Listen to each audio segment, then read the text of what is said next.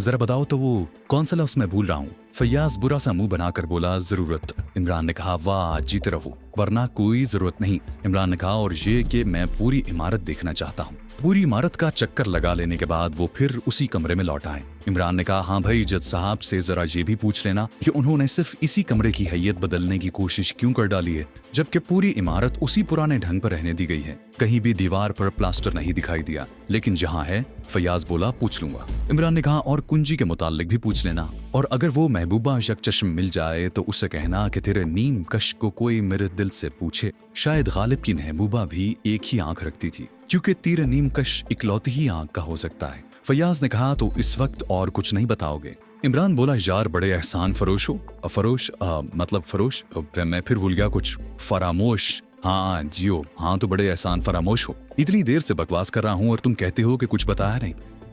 दूसरे दिन कैप्टन फैयाज ने इमरान को अपने घर में मदऊ किया। हालांकि कई बार के तजुर्बात ने ये बात साबित कर दी थी कि इमरान वो नहीं है जो जाहिर करता है, ना वो अहमक है और ना खपती। लेकिन फिर भी फैयाज ने उसे मूड में लाने के लिए जज साहब की कानी लड़की को भी मदऊ कर ही लिया।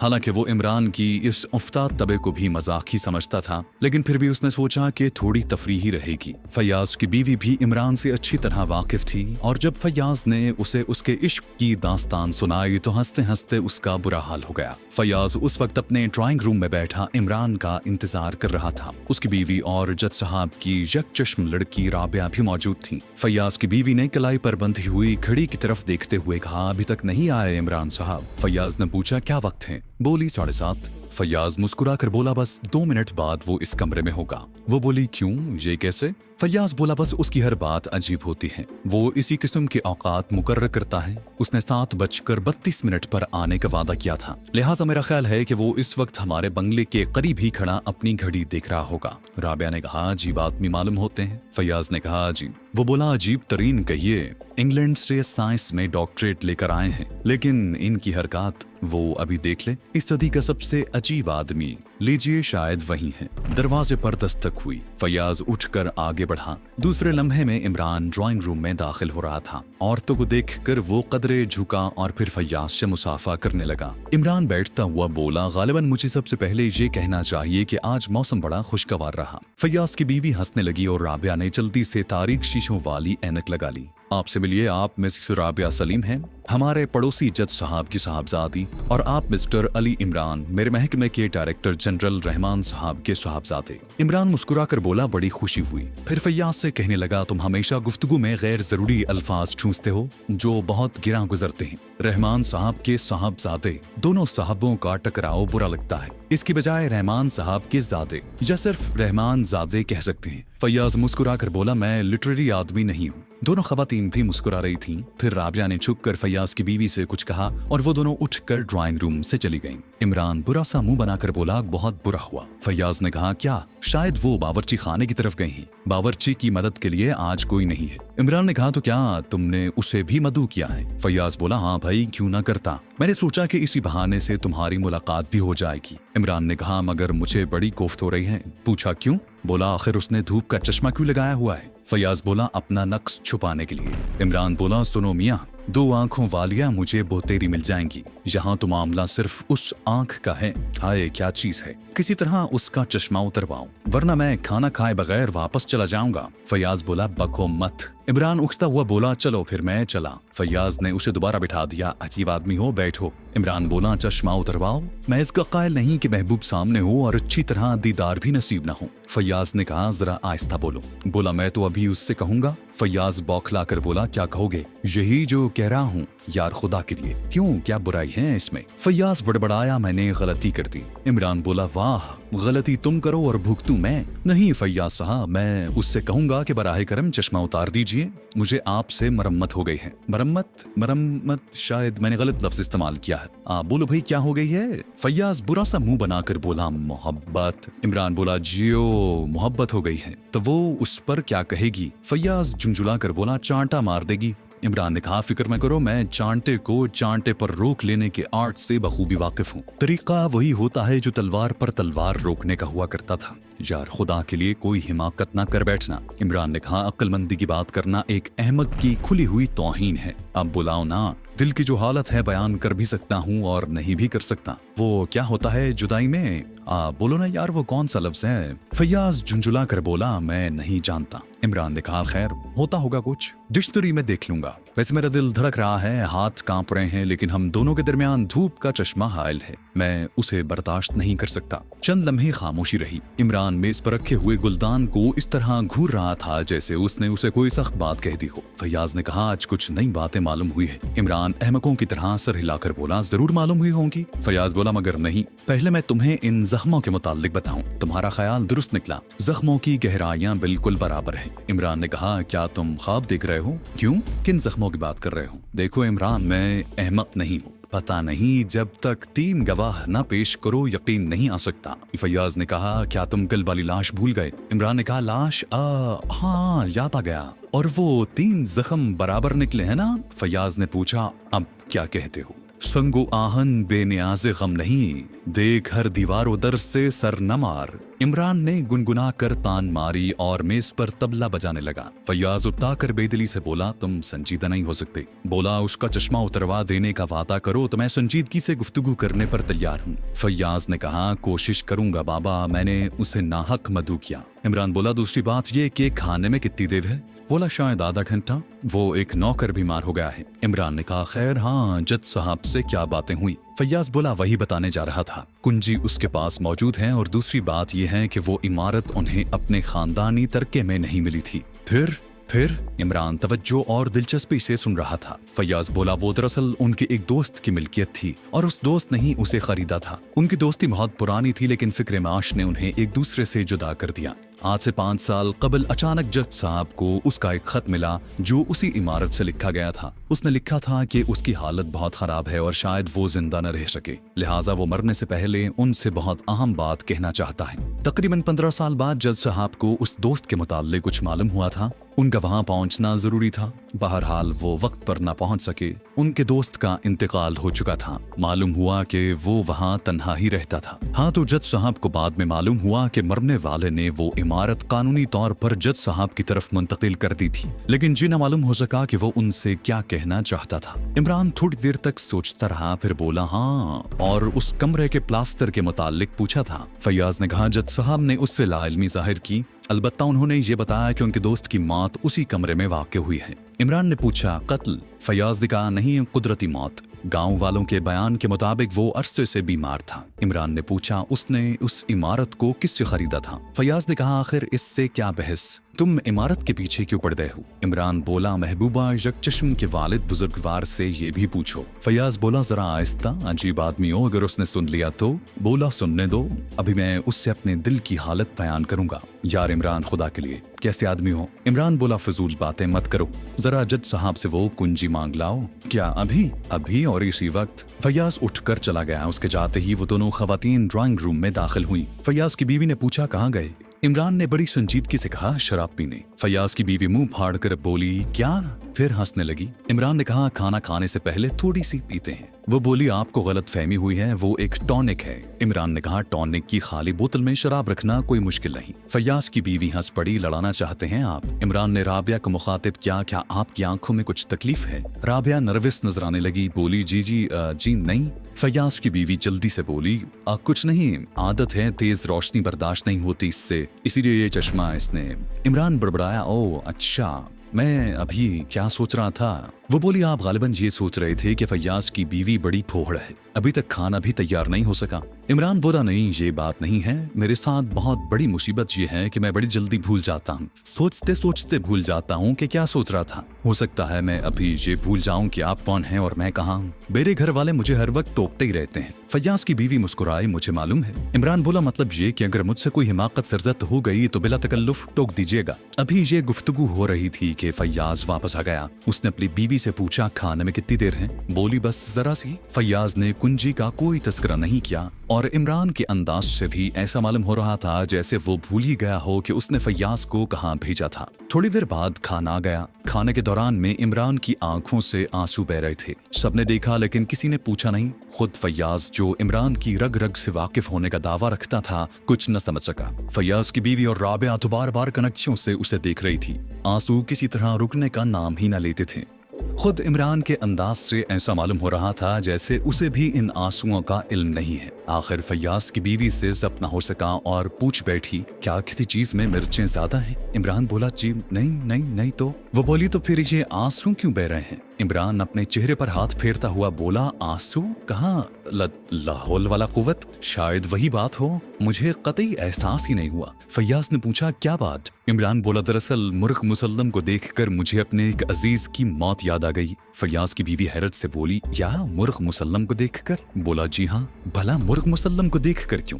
इमरान बोला दरअसल जहन में दोज़ख का तसव्वुर था। मुर्ख मुसल्लम को देखकर आदमी मुसल्लम का ख्याल आ गया। मेरे उन अजीज का नाम असलम है और मुसल्लम पर असलम आ गया। फिर उनकी मौत का ख्याल आया। फिर सोचा कि अगर वो दोज़ख में फेंके गए तो असलम मुसल्लम अल्लाह माज़ल्लाह। फैयाज झुंझला कर बोला अजीब आदमी हो। जज साहब की लड़की राबिया बेतहाशा हंस रही थी। फैयाज की बीवी ने पूछा कब इंतकाल हुआ उनका? इमरान ने सादगी से कहा अभी तो नहीं हुआ और खाने में मशगूल हो गया। फैयाज बोला यार मुझे डर है कि कहीं तुम सचमुच पागल ना हो जाओ। बोला नहीं, जब तक कोका कोला बाजार में मौजूद है पागल नहीं हो सकता। फैयाज की बीवी ने पूछा वो क्यों? बोला पता नहीं, बहरहाल महसूस यही करता हूँ। खाना खत्म हो जाने के बाद भी शायद जज साहब की लड़की वहाँ बैठना चाहती थी लेकिन फैयाज की बीवी उसे किसी बहाने से उठा ले गई। शायद फैयाज ने उसे इशारा कर दिया था। उनके जाते ही फैयाज ने इमरान को कुंजी पकड़ा दी और इमरान थोड़ी देर तक उसका जायजा लेते रहने के बाद बोला अभी हाल ही में इसकी एक नकल तैयार की गई है। इसके सुराख के अंदर मोम के जर्रात हैं। मोम का सांचा समझते हो ना? रात तारीक थी और आसमान में स्याह बादलों के मरगूले चकराते फिर रहे थे। कैप्टन फैयाज की मोटरसाइकिल अंधेरे का सीना चीरती हुई चिकनी सड़क पर फिसलती जा रही थी। कैरियर पर इमरान उल्लुओं की तरह दीदे फिरा रहा था। उसके होंठ भिंचे हुए थे और नथने फड़क रहे थे।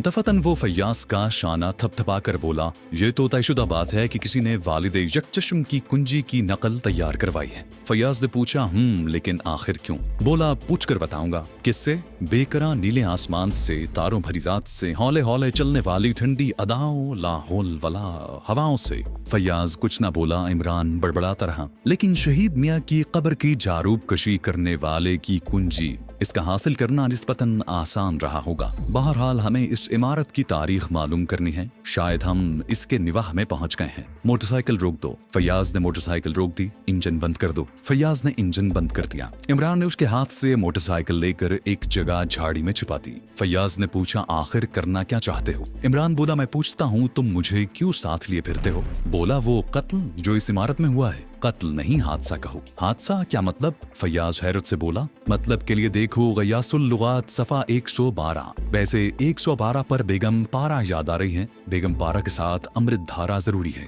वरना डेविड की तरह चंदिया साफ। फैयाज झुंझला कर खामोश हो गया। दोनों आहिस्ता आहिस्ता उस इमारत की तरफ बढ़ रहे थे। उन्होंने पहले पूरी इमारत का चक्कर लगाया फिर सदर दरवाजे के करीब पहुंचकर रुक गए। इमरान आहिस्ता से बड़बड़ाया ताला बंद नहीं है। फैयाज ने कहा कैसे देख लिया तुमने? मुझे तो कुछ दिखाई नहीं देता। इमरान बोला तुम उल्लू नहीं हो, चलो उधर से हटो। दोनों वहां से हटकर फिर मकान की पुष्ट पर आए। इमरान ऊपर की तरफ देख रहा था। दीवार काफी ऊंची थी। उसने जेब से टॉर्च निकाली और दीवार पर रोशनी डालने लगा। उसने फैयाज से पूछा मेरा बोझ संभाल लोगे? बोला मैं नहीं समझा। इमरान बोला तुम्हें समझाने के लिए तो बाकायदा ब्लैक बोर्ड और चॉक स्टिक चाहिए, मतलब ये कि मैं ऊपर जाना चाहता हूँ। फैयाज ने कहा क्यों, क्या ये समझते हो कि कोई अंदर मौजूद है? बोला नहीं, यूं ही झक मारने का इरादा है। चलो बैठ जाओ, मैं तुम्हारे कंधों पर खड़ा हूँगा। फैयाज बोला फिर भी दीवार बहुत ऊंची है। इमरान उकता कर बोला यार फजूल बहस न करो वरना मैं वापस जा रहा हूँ। तू अनोकरहन फैयाज दीवार की जड़ में बैठ गया। फैयाज ने कहा अम्मा जूते तो उतार लो।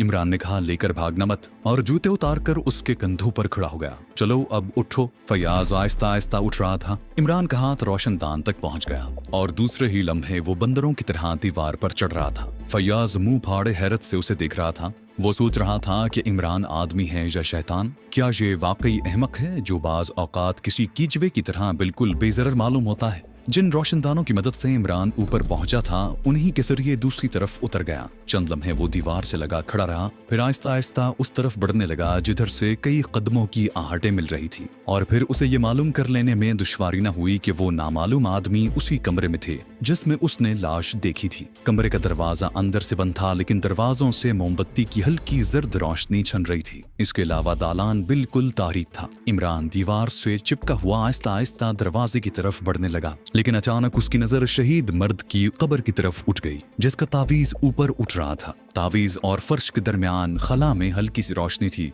और उस खला से दो खौफनाक आंखें अंधेरे में घूर रही थी। इमरान सहम कर रुक गया। वो आंखें फाड़े कब्र की तरफ देख रहा था। अचानक कब्र से एक चीख बुलंद हुई। चीख थी या किसी ऐसी बंदरिया की आवाज जिसकी गर्दन किसी कुत्ते ने दबोच दी हो। इमरान झपट कर बराबर वाले कमरे में घुस गया। वो जानता था कि इस चीख का रद्द-ए-अमल दूसरे कमरे वालों पर क्या होगा। वो दरवाजे में खड़ा कब्र की तरफ देख रहा था। तावीज अभी तक उठा हुआ था और खौफनाक आंखें अब भी चिंगारियां बरसा रही थी। दूसरी चीख के साथ ही बराबर वाले कमरे का दरवाजा खुला। एक चीख फिर सुनाई दी जो पहली से मुख्तलिफ थी। गालिबन ये उन्हीं नामालूम आदमियों में से किसी की चीख थी। कोई कपकपाती हुई आवाज में बोला, भूत भूत। और फिर ऐसा मालूम हुआ जैसे कई आदमी सदर दरवाजे की तरफ भाग रहे हों।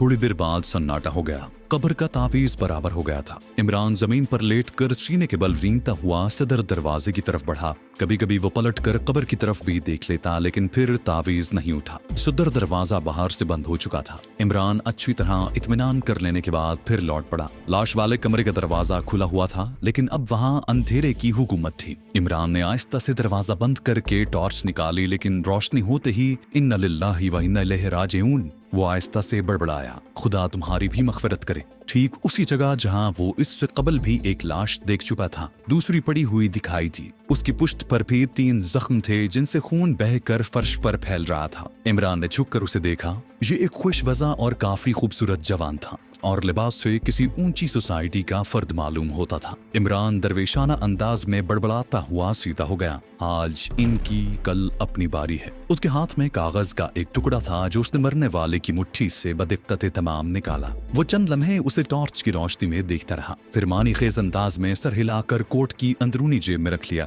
कमरे के बकिया हिस्सों की हालत बईना वही थी जो उसने पिछली मर्तबा देखी थी। कोई खास फर्क नहीं आ रहा था। थोड़ी देर बाद वो फिर पिछली दीवार से नीचे उतर रहा था। आखिरी रोशनदान पर पैर रखकर उसने छलांग लगा दी। फैयाज आहिस्ता से बोला, तुम्हारी ये खुसूसियत भी आज ही मालूम हुई है। बोला, क्या अंदर किसी बंदरिया से मुलाकात हो गई थी? इमरान ने पूछा, आवाज पहुंची थी यहाँ तक?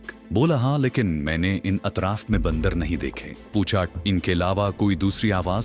फैयाज बोला, हाँ, शायद तुम डर कर चीखे थे। इमरान ने पूछा, लाश इसी वक्त चाहिए या सुबह? फैयाज उछल पड़ा, लाश? क्या कहते हो, कैसी लाश? इमरान बोला, किसी शायर ने 2 गज़ला अर्ज कर दिया। फैयाज चुंचलाकर बोला, ए दुनिया के अक्लमंद तरीन अहमक, साफ साफ कहो। इमरान बोला, एक दूसरी लाश, 3 जख्मों का फासला 5 इंच। पोस्टमार्टम की रिपोर्ट के मुताबिक उनकी गहराई भी यकसा निकलेगी। फैयाज आजिजी से बोला, यार बेवकूफ मत बनाओ। इमरान ने खुश्क लहजे में कहा, जज साहब वाली कुंजी मौजूद है, अक्लमंद बन जाओ। फैयाज ने पूछा, लेकिन ये हुआ कैसे? इमरान ने कहा, इसी तरह जैसे शेर होते हैं, लेकिन ये शेर मुझे भर्ती का मालूम होता है। फैयाज ने पूछा, वो लाश इमारत के किस हिस्से में है? इमरान ने कहा, उसी कमरे में और ठीक उसी जगह जहां पहली लाश मिली थी। फैयाज ने पूछा, लेकिन वो आवाजें कैसी थी? बोला, ओह, ना पूछो तो बेहतर है, मैंने इतना मजे का खेज मंजर आज तक नहीं देखा। यानी? बोला, पहले एक गधा दिखाई दिया जिस पर एक बंदरिया सवार थी, फिर एक दूसरा साया नजर आया जो यकीनन किसी आदमी का था। अंधेरे में भी गधे और आदमी में फर्क किया जा सकता है। क्यों, तुम्हारा क्या ख्याल है?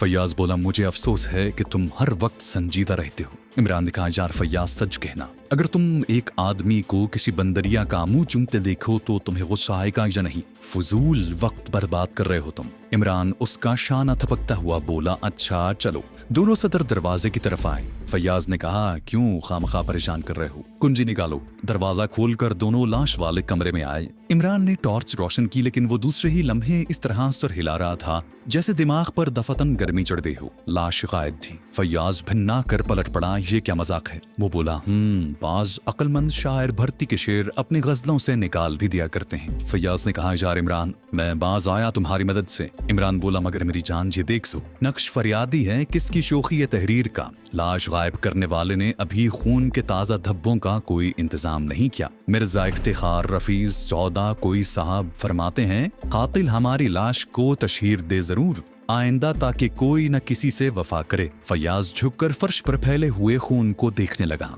वो घबराए हुए लहजे में बोला, लेकिन लाश क्या हुई? बोला, फरिश्ते उठा ले गए।